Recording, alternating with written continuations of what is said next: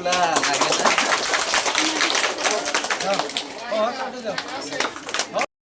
মাসের 18 তারিখ আমার ফ্লাইট, আমি হলিডে গিয়া আমার লগে আমিও দোয়া করবো তোমার লগে, বুঝছো নি? আর যে দূর দিন এই স্কুলটা আগে এরকম ছিল না। আমি যখন আইসি স্কুল তখন এই স্কুলের অবস্থাটা খুব খারাপ ছিল। অত্যন্ত পরিশ্রম করছেন আমার তাজউদ্দিন স্যারে, আমার বিশ্বনাথ স্যারে। আমরা স্যারের সাময়িকভাবে বিদায় দিয়া আর আমি ওই কথাটাও বলব যে তার পরবর্তী জীবন আরো সুন্দর এবং সাফল্যমণ্ডিত। ঠিক আছে?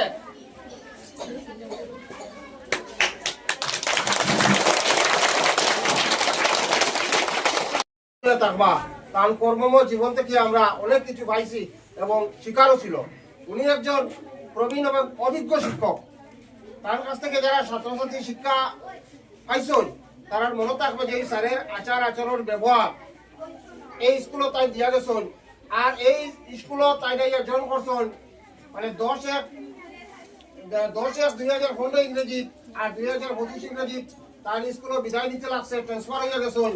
তো এই দীর্ঘ 11 বছর এই স্কুলে কঠিন সময় আমার স্যারে কইছেন যে অত্যন্ত কঠিন সময় আমার বিএসসি স্যার আসলা, আমি প্রেসিডেন্ট আর হেড স্যার, এই কঠিন সময় আমরা তরি বাইয়া গেছি এই স্কুলের। বর্তমানে যাই হোক সরকার থেকে আমরা অনেক সারকল পাইছি, শিক্ষা চলের ভালো, কিন্তু আমরা এই কঠিন সময় তাই মানে ডাল দরিয়া দশলা স্কুলের। তো আমরা এই স্যারের কাছে আমরা চিরঋণী আর তার কর্মময় জীবন আমরা কাছে মনে থাকবো সারা জীবন। আর আমরা তার মানে পরবর্তী জীবনের লাগিয়া কর্মময় জীবন আরো তার রয়েছে, তার ভবিষ্যৎ জীবন আমরা উজ্জ্বল ভবিষ্যৎ জীবন কামনা করি। আর স্যারের কাছ থেকেও আমরা এটা আশা রাখি যে তারও আমরা রূপে দোয়া আশীর্বাদ থাকতো, আমরা স্কুলটাও যাতে আগে দিয়ে আরো ভালো হয়, উন্নতি হয় পড়াশোনায়। আর এই বিদায় জিনিসটা বড় হৃদয় বিদারক। বিদায় কথাটা হইতে হৃদয় বিদারক, কারণ একজনের সঙ্গে আমরা দীর্ঘদিন 11 বছর চলাফেরা উঠা উঠা অনেক প্রোগ্রাম করছি। স্যারের নিয়ে এই দুইজন স্যার আমরা সঙ্গে আসলাম, আজকে একজন করিয়া আমরা কাছ থেকে তারা বিদায় দিচ্ছেন। বিদায় কথাটা বড় সহজ, বিদায় দেওয়াটা বড় কঠিন। তো আমরা এই কঠিন মুহূর্তে আমরা আজকে বিদায় দিতে বাধ্য লাগে, কারণ সরকারের নীতি নিয়ম আছে যে মানুষের চাকরি জীবনে অনেক কিছু ট্রান্সফার হয় বা এক জায়গা থেকে এক জায়গায় যাইতে তারা বাধ্য। সেই বিষয়ে আমরা জুড়ে তারা দূরিয়ে রাখতে পারছি না, কারণ কর্মস্থলে যাইতে লাগবো। সেই অনুসারে আমরা আজকে তাদের বিদায় দিয়ে স্কুল থেকে আর স্যারের কাছ থেকে স্যারের কাছে আমরা আবারও তার ভবিষ্যৎ জীবন যাতে উজ্জ্বল হয় এটা আমি কামনা করিয়া আমার সংক্ষিপ্ত বক্তব্য এখানে শেষ করলাম। কর্মযোগী সুদীর্ঘকাল পূর্বে শিক্ষকতাকে বৃত্তি নয় ব্রত হিসাবে গ্রহণ করে জামালপুর এমবি স্কুলের শিক্ষা নিকেতনে তুমি শিক্ষাদান শুরু করেছিলে। পরম যত্ন, গভীর ভালোবাসা, অক্লান্ত পরিশ্রম ও নিষ্ঠা সহকারে কচিকাঁচা কোমল শিশুদের মন জয় করে তিল তিল করে এই শিক্ষা নিকেতনের শ্রীবৃদ্ধি করতে নিজেকে উজাড় করে দিয়েছ।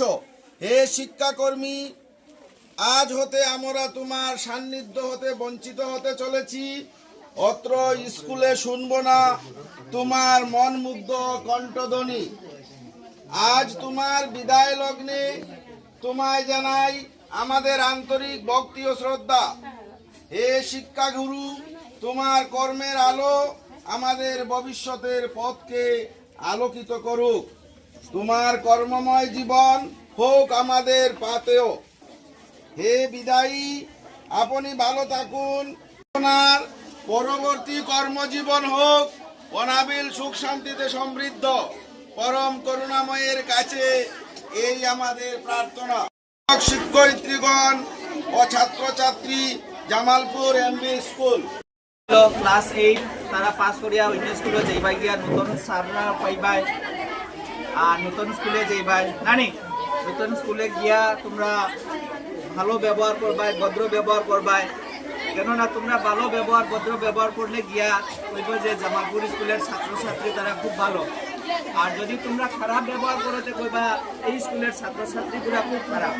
জানি যে তোমরাই যাতে স্কুলের সম্মানটা তোমরাই রাখতাই, ভালো খারাপ তোমরাও জানি যে বালাটিকে পড়াশোনা করবাই, মন দিয়া পড়াশোনা করবাই, জীবনে কিছু একটা করার চেষ্টা করবাই। আর বাদ বাকিরা ছোট ক্লাসের ছাত্ররা তারাও সেম মন দিয়া পড়াশোনা করবাই জানি। আর যারা তোমাদের ছোট ক্লাস আছে, বড় ক্লাস আছে, বড় ক্লাসরা ছোট ক্লাসরে একটু মায়া করবাই। তো কেননা তোমরা রে দেখিয়া তারাও শিখতো জানি। তোমরা চিল্লাইলে তারাও চিল্লাচিল্লি করবো। তোমরাও যদি ভালোভাবে থাকো তারাও সুন্দরভাবে থাকবো। যদি তারা যদি শয়তানি করে তোমরাও তারারে বুঝাইবাই জানি। আর তো আর কোয়ার কিছু নাই, আমি এখানেও আজকে শেষ করে দিয়া।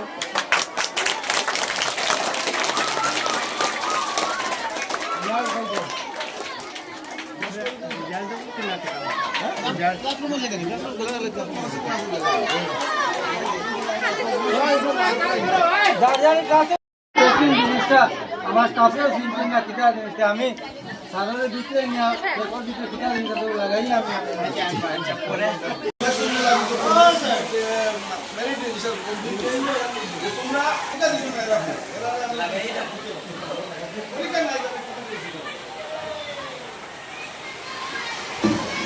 বদলি গেছেন গিয়া বদলি গেছেন বদলি গেছে